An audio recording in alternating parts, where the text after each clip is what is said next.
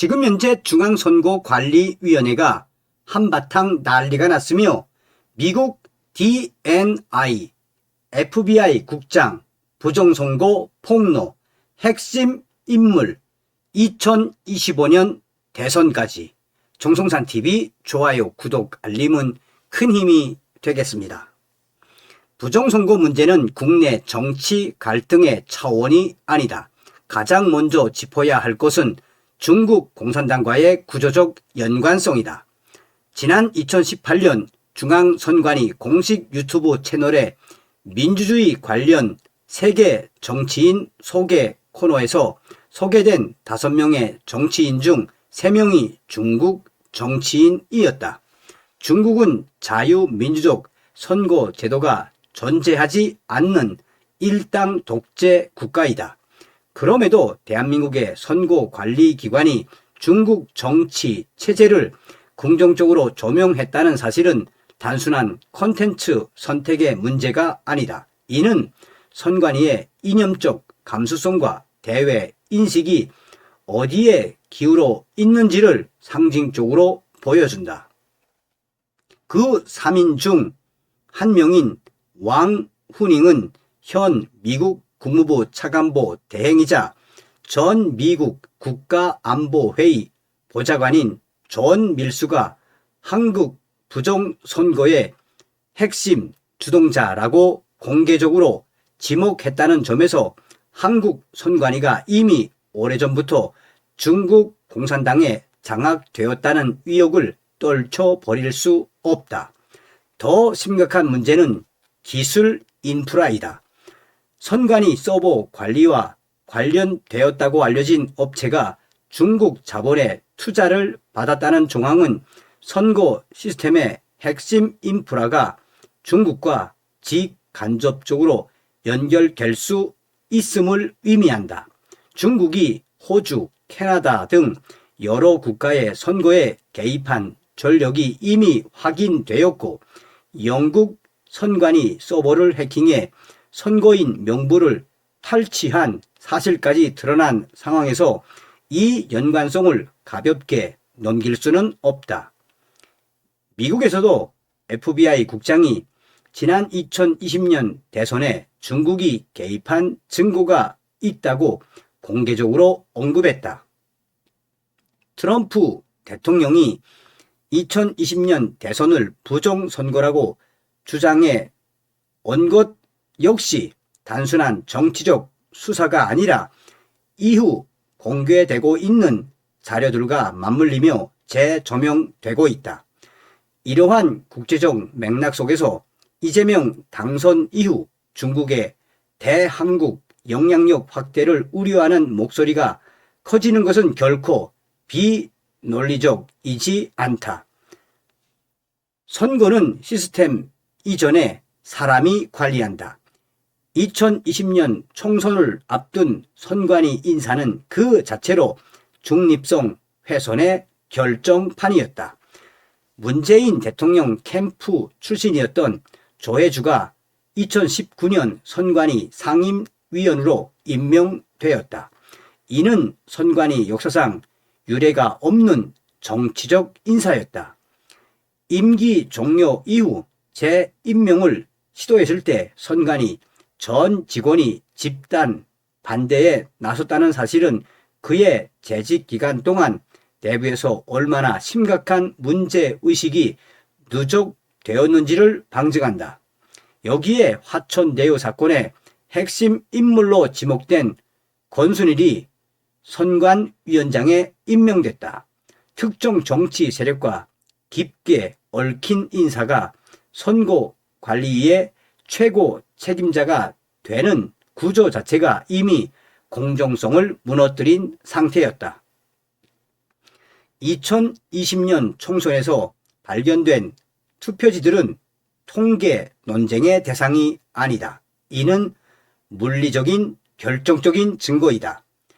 겹쳐 인쇄된 배춧잎 투표지, 상단이 다른 종이가 붙어있는 투표지, 칼로 자른 종이 조각이 붙은 사전 투표지, 롤 프린터 구조상 나올 수 없는 옆으로 쏠린 인쇄, 롤 용지 끝에 붙는 실물 화살표 스티커가 인쇄된 투표지, 한 번도 접히지 않은 신권 다발 투표지, 투표록에 기재된 투표 관리관, 찍지 않은 투표지들의 실종 등 있어야 할 투표지들은 없고 없어야 할 투표지들이 나온 사실 등 이 모든 것은 우연이나 단순 실수로 설명될 수 있는 범위를 넘어선 것이다. 특히 이 시점을 기준으로 사전투표와 당일투표 간 득표 비율이 급격히 달라졌다는 점은 사전투표 시스템이 조작의 핵심 경로였을 가능성을 강하게 시사한다. 2020년 총선 이후 제기된 선거 무효 소송에서 법원은 문제 있는 투표지의 존재 자체는 일부 인정하면서도 누가 어떻게 조직적으로 부정선거를 저질렀는지 입증되지 않았다라며 소송을 기각했다. 그러나 동시에 대다수의 증거 신청은 기각되었다. 입증할 기회를 차단해 놓고 입증 부족을 이유로 기각하는 것은 명백한 논리적 모순이다. 전국 모든 선관위원장이 관행적으로 법관 출신이라는 구조 속에서 법원이 자신의 관리 책임을 면하기 위해 소극적 판단을 한 것 아니냐는 의심이 제기되는 것은 자연스럽다. 양산 개표소에서 무게가 다른 두꺼운 투표지를 발견하고 무게 측정을 시도했으나 조재현 대법관이 무게 측정을 거부한 사례는 이러한 의심을 더욱 강화한다. 4.15 총선 당시에 이미지 파일과 재검표 당시에 이미지 파일만 비교하게 해 주었더라도 간단하게 부정선거를 밝힐 수 있었는데 이를 거부하고 기각한 것은 심각한 사법부의 부패를 보여준다. 심지어 명확한 부정선거의 증거에도 불구하고 압수수색 영장도 발부하지 않은 법원은 선관위의 부패가 얼마나 유착되었는지를 바로 알려준다. 2020년 강북구청장 선거에서 200표 차이로 낙선한 후보의 재검표 요청은 2년 넘게 거부되었다. 이후 개봉된 투표함 5개 모두에서 신권 다발 투표지가 발견되었다. 당일 투표든 신권 투표든 신권 다발이 나오는 것은 구조적으로 설명이 불가능하다. 같은 해 대통령 선거에서는 삼산체육관 앞에서 정체불명의 투표함을 들고 들어가려다가 시민이 제지하자 차량에 싣고 도주한 사건까지 발생했다. 2024년 4.10 총선과 2025년 6.3 대선 소송도 법관들이 재검표 및 변론을 할 생각을 하지 않는다. 대법관들은 법정에서 원고들에게 욕을 먹어도 징계 청구를 당해도 끝도 가지 않았다. 이 모든 사건에 대해 국가는 제대로 된 설명을 하지 않았다. 2023년 국정원 보안 점검 결과는 충격적이었다. 관리자 비밀번호는 중국 민원 번호인 12345였고 내부망과 외부망은 분리되지 않아 외부 접근이 가능했다. 통합 선거인 명부 수정, 청인, 직인, 투표지 파일 접근, 개표 결과 조작, 제외, 선거인 명부, 접근까지 가능한 구조였다. 감사원 감사에서는 1200건의 부정 채용이 확인되었고 사무처장, 사무차장 자녀의 부정 채용까지 드러났다. 그러나 선관위 자체 감사 결과는 부정 채용 영건이었다. 이는 관리 부실이 아니라 조직적 은폐이다. 선관위가 이런 국가적 의혹에 대해 선관위는 가족회사라고 해명한 것은 그간 발생한 선관위의 부패와 비리 등을 고려하면 충격적이지도 않다. 2025년 대선에서는 더 이상 말로만 다투는 단계가 아니었다. 일본 후보만 분류기에서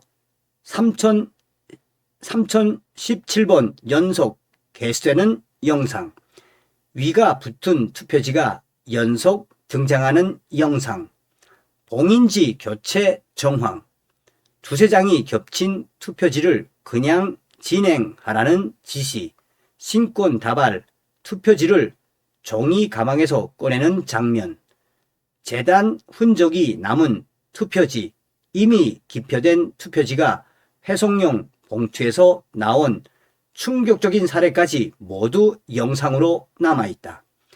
중복 투표, 대리 투표 사례가 반복적으로 적발되었음에도 선관위 직원이 수사 의뢰나 조사를 하지 않고 덮은 정황, 참관 방해, 투표자 수 조작, CCTV 가림, 투표록 폐기 등은 더 이상 의혹이 아니다.